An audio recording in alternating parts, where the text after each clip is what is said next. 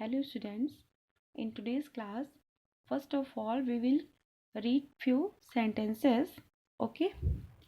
देखिए बेटा, कुछ आपके सेंटेंसेस ऐसे होते हैं, कुछ वर्ड्स आपके ऐसे होते हैं जिनके बाद हम कुछ डेफिनेट प्रीपोजिशंस का ही यूज़ करते हैं और किसी प्रीपोजिशन का यूज़ नहीं कर सकते हैं. ठीक है, कुछ वर्ड्स हमारे या कुछ फ्रेज हमारे कुछ फ्रेजेस या कुछ वर्ड्स ऐसे होते हैं जिनके बाद में हम लोग कुछ डेफिनेट प्रीपोजिशंस का ही यूज़ करते हैं.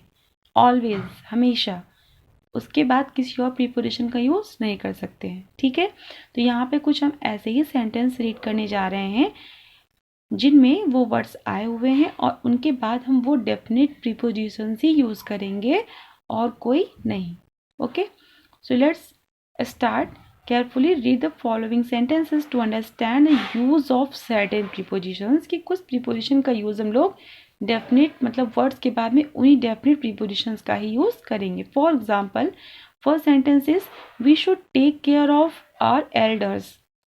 अब जो टेक केयर वर्ड है उसके बाद में हमेशा प्रीपोजिशन ऑफ ही आता है. ठीक है, इसके बाद में हम किसी और प्रीपोजिशन का यूज़ नहीं कर सकते हैं.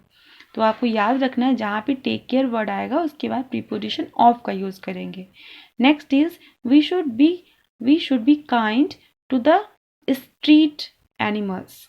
ठीक है, तो अब काइंड मतलब किसी के प्रति काइंड होना. तो काइंड के जस्ट बाद, for example, we should be kind to the poors, we should be kind to the animals. ठीक है ना. तो अब यहाँ पे स्ट्रीट एनिमल्स यूज़ कर लिया या फिर हम ऐसे ही बोले एनिमल्स. जो काइंड वर्ड के बाद में हमेशा हम लोग प्रीपोजिशन टू का ही यूज़ करते हैं. Okay, next one is Tina is coming to dinner. अब डिनर के लिए तो है, वो डिनर पे आएगी. तो डिनर से पहले अगर हम किसी को डिनर पे बुलाते हैं, for example, I have invited my friend to dinner, means dinner से पहले प्रीपोजिशन टू का यूज़ करेंगे. ठीक है, next, it is 5 o'clock by my watch. जब हम किसी को टाइम बताते हैं या हम किसी से टाइम पूछते हैं तो वैसे तो हिंदी में हम क्या बोलेंगे कि आपकी घड़ी में क्या बज रहा है, या फिर कितना टाइम हो रहा है, आपकी घड़ी में क्या बज रहा है, आपकी घड़ी में कितना बजा हुआ है. ठीक है ना, ऐसे पूछते हैं. लेकिन जब हम इंग्लिश में यूज़ करते हैं सेंटेंस को तो हम ये नहीं, सेंस हमारा इन ही होता है, लेकिन हम लोग ये हमारा सेंस होता है कि आपकी घड़ी के द्वारा क्या समय हो रहा है. Is it right? सो जब हम किसी से टाइम पूछते हैं या किसी को टाइम बताते हैं तो हम क्या बोलेंगे, it is 5 o'clock by my watch. या हम किसी से पूछ रहे हैं what is time dash your watch, तो वहाँ पे हम इनका यूज़ नहीं करेंगे. किसका यूज़ करेंगे? बाय का. ओके, जब हम किसी से टाइम पूछते हैं या किसी को बताते हैं तो हम लोग उस टाइम से पहले मतलब वॉच से पहले प्रीपोजिशन बाय का यूज़ करेंगे. Is it clear?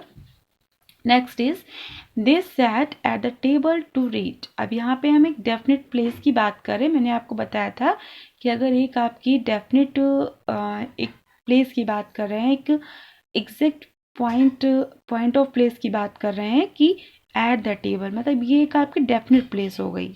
ठीक है ना, कि वो टेबल पर पढ़ने के लिए बैठा. तो टेबल के ऊपर तो नहीं बैठा है तो ऑन का तो यूज़ नहीं कर सकते हैं. वो एक एग्जैक्ट प्लेस पे बैठा रीड करने के लिए, तो हम लोग यहाँ पे ऐड का यूज़ कर रहे हैं. ठीक है, तो अगर कहीं भी आपका सेंस ऐसा आ रहा है कि वो ये भी हो सकता है, जैसे आप ये सेंटेंस अगर ये लिखा हुआ हो दे सैट डैश द चेयर, तब तो आप वहाँ पे ऑन का यूज़ करेंगे क्योंकि वो चेयर के ऊपर बैठेगा. लेकिन अभी वो टेबल के ऊपर नहीं बैठा है, वो एक एग्जैक्ट प्लेस पे बैठा है स्टडी करने के लिए. ठीक है, तो अगर आपको इस सेंस में कोई भी आपको सेंटेंस में इस सेंस से रिलेटेड आपका कोई भी फिल करने के लिए प्रीपोजिशन आता है, यूज़ करने के लिए आता है, तो वहाँ पे आप ऐड का यूज़ करेंगे एग्जैक्ट प्लेस के लिए. Next, he is suffering from chicken pox. आप लोग एप्लीकेशन राइट करते हो तो वहाँ पे आप लिखते हो I am suffering from fever, I am suffering from stomach egg. ठीक है ना, तो मतलब सफरिंग वर्ड जो होता है उसके जस्ट बाद प्रीपोजिशन फ्रॉम का यूज़ करते हैं. ओके, और किसी भी प्रीपोजिशन का यूज़ नहीं करेंगे. Next, I am talking these chocolates for my friends, sorry, I am taking these chocolates for my friends. अभी मैंने आपको फॉर का यूज़ बताया था कि मीन्स के लिए होता है। तो अगर किसी के लिए आप मतलब आपको सेंटेंस में ऐसा कुछ शो हो रहा है, I purchase this dresses for my sisters, I purchase this copies for my brothers, ठीक है ना। तो अगर आपको कोई ऐसा सेंस आ रहा है के लिए, तो वहाँ पे आप फॉर का यूज़ करोगे। Next is the bus is moving at full speed, at full speed.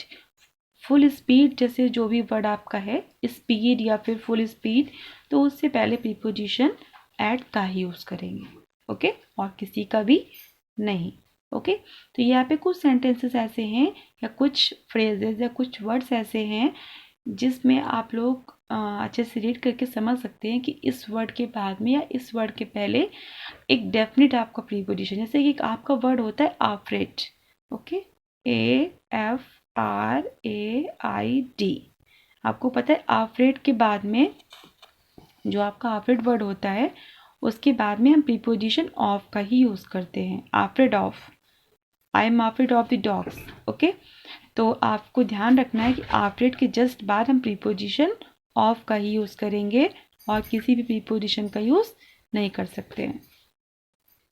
Now come at the first exercise of your book so that you can understand the use of preposition properly, okay. So first exercise is underline the prepositions in the given sentences. There are few sentences given below and you have to underline the prepositions in these sentences. So first sentence is there were 2 apples in the basket, ठीक है। Basket के अंदर means जब हम place as an area बात करते हैं जो चारों तरफ से कवर्ड हो, हर तरफ से बंद हो, तो वहाँ पे हम प्रीपोजिशन इन का यूज़ करते हैं। So we are using preposition in here. Next is the beggar is sleeping under the tree. मैंने आपको बताया था कि अंडर मीन्स नीचे, बिलो मीन्स भी नीचे, लेकिन अंडर का यूज़ हम वहाँ पे करते हैं जब हम ऊपर से कवर्ड होते हैं, ठीक है ना। तो अब the beggar is sleeping under the tree, वो पेड़ के नीचे, जो बेगर है वो पेड़ के नीचे सो रहा है। तो पेड़ जो है ऊपर से कवर्ड होता है, हम पेड़ की शैडो में खड़े होते हैं, मतलब ऊपर से वो कवर्ड है, ठीक है ना। तो यहाँ पे हम अंडर का यूज़ कर रहे हैं। Next, my grandmother lives in the apartment which is above the grocery shop. तो यहाँ पे हम प्रीपोजिशन आपका इन है और अबव है। इन का यूज़ क्यों कर रहे हैं कि वो अपार्टमेंट में रहता है, अपार्टमेंट में थी चारों तरफ से कवर्ड है। और अबव का यूज़ क्यों कर रहे हैं क्योंकि वो ग्रोसरी शॉप से ऊपर है। जब हम एक लेवल के ऊपर की बात करते हैं, मैंने आपको बताया था अबव और ओवर का यूज़, कि अगर हम किसी लेवल की बात कर रहे हैं, मतलब आपकी जो है इस तरह से वर्टिकल जो आपकी हॉरिजॉन्टल लाइंस है उससे अगर ऊपर की बात कर रहे हैं तो सबसे ऊपर मतलब एट द हायर पोजीशन, तो हम अबव का यूज़ करेंगे। तो यहाँ पे हम ग्रोसरी शॉप के ऊपर, that means we are using preposition above here, okay. Next is the baby is hiding behind the curtains. Behind means पीछे, तो कर्टेन्स के पीछे वो छिप रहा है, ठीक है ना, छिपा हुआ है, छिप रहा है। The new stadium is near our house. Near means मैंने बताया था कि जो चीज़ हम किसी पास में तो होती है लेकिन थोड़ा डिस्टेंस पे होती है, मतलब पास में हो बट बिल्कुल बगल में ना हो करके थोड़ा डिस्टेंस पे हो, तो वहाँ पे नियर का यूज़ करते हैं। तो नियर मीन्स पास। The new stadium is near our house, so the preposition is near here. Next is the baby is sleeping with its mother. यहाँ पे प्रीपोजिशन विद का यूज़ कर रहे हैं। विद मीन्स आपको पता है साथ में, okay. I went to the market with my mother, I went the temple with my father. So here the baby is sleeping with its mother. अब बेटा यहाँ पे इट्स का यूज़ क्यों हो रहा है बेबी के साथ में, क्योंकि बेबी का जेंडर नहीं क्लियर है, ठीक है। बेबी के साथ में जो हमारे बेबीज़ होते हैं, अगर उनका जेंडर नहीं क्लियर है कि वो बेबी बॉय है, बेबी गर्ल है, तो उसके साथ में हम प्रीपोजिशन एडजेक्टिव इट्स का यूज़ कर सकते हैं। तो हम लोग यहाँ पे इट्स का यूज़ इसीलिए कर रहे हैं क्योंकि यहाँ पे ये नहीं शो हो रहा है कि बेबी बॉय है, बेबी गर्ल है, सिर्फ बेबी लिखा हुआ है। Is it clear? Now next is the train is passing through the tunnel. Through means through बेटा होता है जब कोई आपका, जैसे कि मान लीजिए, जैसे फॉर एग्जांपल ये आपकी पोजीशन है, ठीक है ना, ये आपका एक कोई विंडो है आपकी, जैसे विंडो आपकी ऐसे आपकी चारों तरफ से बंद होती है, लेकिन जो विंडो है कैट जो है विंडो से होके आ रही, तो हम बोलेंगे the cat is coming through the window, मतलब इसके बीच से होके गुजरना, ठीक है। या फिर यहाँ पे लिखा था train is passing through the tunnel, tunnel आपका जो है ऊपर से ऐसे बना होता है और इसके बीच से यहाँ से ट्रेन गुजरती है, ठीक है ना। तो हम यहाँ पे प्रीपोजिशन थ्रू मतलब किसी चीज़ से होकर गुजरना, उस टनल से होके गुजर रही है, तो हम प्रीपोजिशन थ्रू का यूज़ कर रहे हैं। नेक्स्ट इज ऐसे ही हमारा जो मैंने आपको बताया विंडो, तो जो कैट है the cat is coming through the window, मतलब वो विंडो से होकर आ रही है, डोर से नहीं आ रही, विंडो से होकर गुजर रही है, ठीक है। तो प्रीपोजिशन थ्रू का यूज कर रहे हैं यहाँ पे, थ्रू प्रीपोजिशन है आपका। Next is the horse jumped over the fence, fence means दीवार। अब जो हॉर्स है वो फेंस के ऊपर से उसने जंप किया।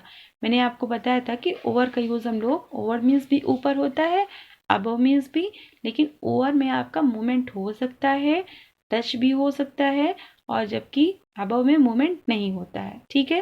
तो यहाँ पे मूवमेंट आपका शो हो रहा है, फेंस के ऊपर से होकर गुजरा, तो उसको टच कर भी सकता है, नहीं भी, ठीक है ना, लेकिन उसके ऊपर से गुजरा, ये भी कह सकते हैं उसको टच नहीं कर रहा है लेकिन उसके ऊपर से गुजरा, उसके ऊपर से जंप किया उसने, हॉर्स ने, तो हम प्रीपोजिशन ओवर का यूज कर रहे हैं यहाँ पे। Next, Manya sat by the window, बेटा बाय मीन्स के द्वारा भी होता है और बाय मीन्स पास में भी होता है। अब यहाँ पे बाय का जो मीन्स है वो द्वारा नहीं है, यहाँ पे बाय का मीन्स क्या है, पास में। Manya sat by the window means वो विंडो के पास में बैठी, ओके।